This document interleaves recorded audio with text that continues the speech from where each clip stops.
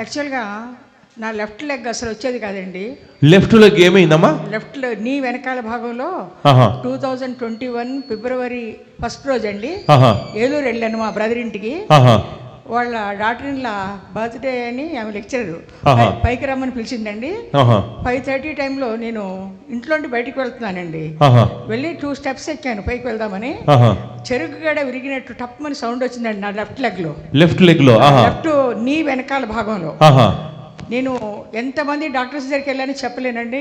ఆహా. ఎక్స్రే తీశారు, మెడిసిన్స్ ఇచ్చారు. ఆహా అసలు డాక్టర్స్ చాలా మంది దగ్గర వెళ్ళానండి. ఆహా ఇది ఏదో ప్రాబ్లమో బోన్ ఏదైనా అయ్యిందేమో అని. ఏం అవ్వలేదు, నార్మల్గా ఉందన్నారు. ఏ బోన్ ఏ విరగలే అంటే అన్ని నార్మలే ఉన్నారు రిపోర్ట్స్ అని. ఎప్పుడు నార్మల్గానే ఉండిందండి. ఆహా ఇక వచ్చాను. ఆహా మీ మెసేజ్ అంతా అయిపోయిన తర్వాత ప్రేయర్లో ఉన్నాను నేను. ఆహా ఆన్ ద స్పాట్ మీరు ప్రేయర్ చేశారండి. ఆహా ప్రేయర్ చేసి వెనక్కి తూలినట్టు అయ్యాను. అసలు బస్సు ఎక్కలేను దిగలేనండి. Okay. బస్సు డ్రైవర్లు కూడా తిడతా ఉంటారు, ఎందుకు వస్తావు నువ్వు ఇంట్లోండి అని.